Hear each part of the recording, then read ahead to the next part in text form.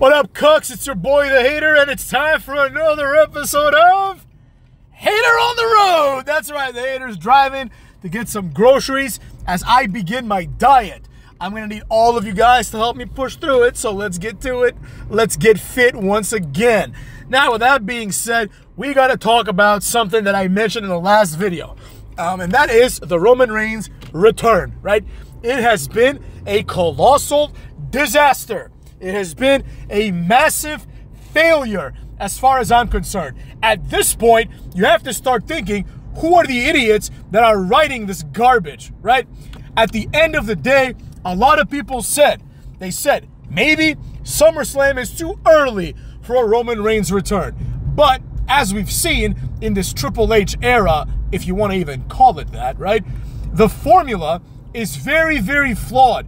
The way that the Triple H era operates is we have like months and months and months of buildup, and then we have what appears to be a payoff pay-per-view. But the payoff pay-per-view exists in a vacuum.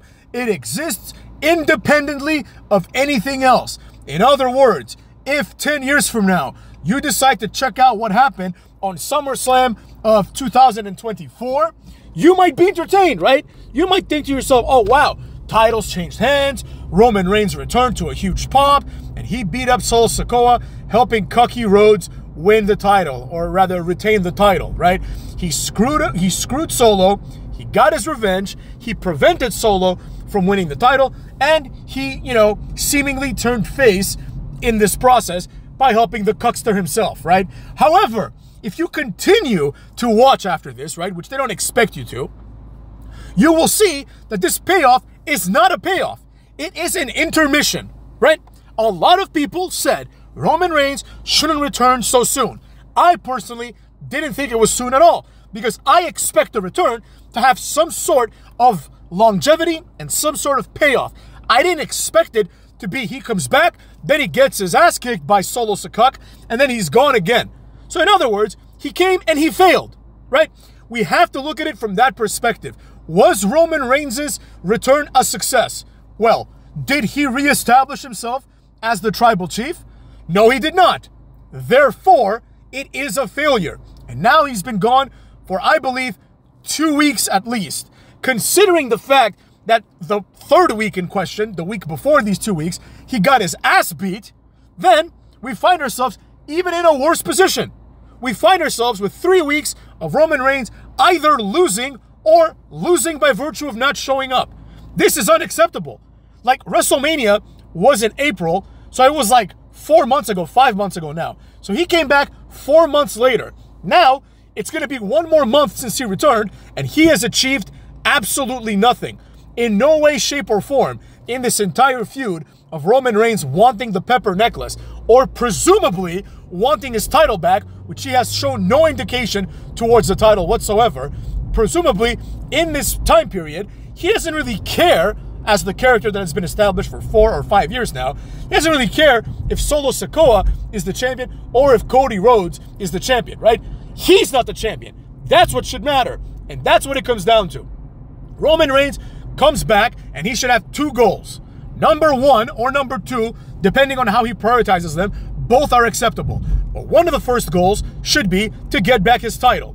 Granted, that might take some time because there's other people in the title picture, perhaps, right? For example, if Gunther wanted to wrestle Cody, then Roman Reigns would have to wait because that's just how it works. On the second prong of this, he needs to go back and get his tribal chiefdom back, right? He needs to supplant Solo Sikoa and become the tribal chief. In other words, Roman Reigns should look at the situation in the following 2 ways. 1, the champion is lesser than me, so I should be champion. And 2, the tribal leader is clearly lesser than me, so I should be tribal leader, tribal chief. But instead, he came back and achieved 0 out of these 2 goals. The only thing he achieved is he prevented Solo Sikoa from being the tribal chief, which, as we've discussed, also makes no sense. It would make more sense for him to have Solo Sikoa win the title and then challenge him for the title and the tribal chiefdom, right? 2 birds, 1 stone. You see what I'm saying? That's what I'm getting at here. You know what I mean? Now, with all that being said, his absence is inexcusable.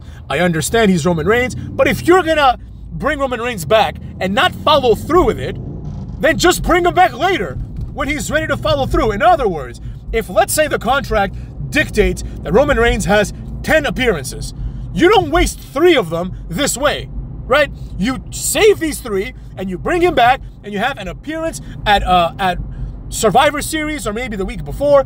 You set up the match while he's not there. He wins at War Games. Then eventually he wins at the Royal Rumble, and then he's there until WrestleMania. Those are the 10 best appearances you can have for Roman Reigns. Instead, what they've done is they've inserted him, wasted 3 appearances, if he is contracted this way. Obviously, he probably is not. I'm sure he has more appearances. I don't know, you know what I mean? But it doesn't matter. The point is, you don't tease people with The Rock coming back and then have The Rock not come back, right? It's the same thing with Roman Reigns, albeit obviously lesser because Roman Reigns will never be able to lace up The Rock's boots, as we've established many times. As a result, I think the average viewer who is intelligent is going to change their minds. A lot of people, I don't want to say they came at me because they didn't. Everything was cool, but people were like, I can't believe the hater is saying this, was a common sentiment in that video. And I understand that, right? But the hater is a man of evidence. And the hater is a man of mind changing when new evidence is presented. I am not going to blindly just accept that Roman Reigns is the tribal chief and is a great wrestler if he doesn't behave as such. You see what I'm saying? I don't care. Same thing with Seth Rollins. You know, he's supposed to be this workhorse champion. He's wrestled like 1 match since WrestleMania. I think he wrestled the WrestleMania match, and then he wrestled the match against Drew McIntyre, or who did he wrestle against? Gunther? I don't remember. He wrestled against someone, and that match was ruined. You know what I mean? That match was ruined by the Money in the Bank cash-in that didn't work. You know, with all that being said, I guess he wrestled against Damian Priest. With all that being said, it's like, well, you're not the workhorse champion anymore. You can't just have a title bestowed upon you and then not live up to it and then expect that title to carry forward. No. You know, the hater is not going to blindly like anybody. You know, and the hater is not above himself, and I am not above admitting that I perceived the situation incorrectly. In this case, I don't think I did, because this was not like out of left field. It's not like this is some unexpected consequence. Like, it was very, very likely that Roman Reigns would do this and not be back in any capacity. But the fact remains that since WrestleMania, Roman Reigns hasn't had a match. And I'm supposed to care about him coming back? How am I to know that Roman Reigns doesn't suck right now when he comes back and he has to fight Tozawa to establish that he's not a jobber? How am I supposed to know this? He's not big enough of a star for me to just accept this like I do with The Rock. And furthermore, when he left, he didn't leave on top of the game like The Rock did. He left at the bottom of the game, getting his ass beat. Not only by Cody Rhodes, but subsequently by Solo Sikoa. So it's like, that compared to the fact that he was this cowardly heel champion, why am I supposed to believe that he's this badass face now? Well, the answer is quite simple. I'm supposed to believe that if, for example, they present him as such. In other words, if the wrestling product presents him as a badass face who comes in, does what he did to Solo Sikoa, and then follows through with 2 subsequent beatings, and then beats up the entire bloodline, then that's been established. But that hasn't been established. He's now established that, it's reestablished, I should say, that the cowardly heel Roman Reigns had reasons to be cowardly, because fundamentally, he can't get it done himself. He can't beat up these 4 jobbers himself. Stone Cold came in and beat up like the entire alliance, which was like 35 people. You know what I mean? With a pipe or a pool cue, I think it was. You know what I mean? That's what I want to see. I don't want to see Roman Reigns come in and get his ass beat. So now, when he comes back next time, why am I supposed to believe that Solo Sikoa is threatened by him? Solo Sikoa just took him out. If anything, this presents Roman Reigns as a scared coward. And whoever is in charge of this is a complete idiot. There is no excuse for this whatsoever. You cannot justify this to long-term storytelling, because as it stands now, the bookmark on the cliffhanger of the Roman Reigns story is Roman Reigns came back, was a failure at coming back, got his ass beat, and left again. So I don't care about him anymore.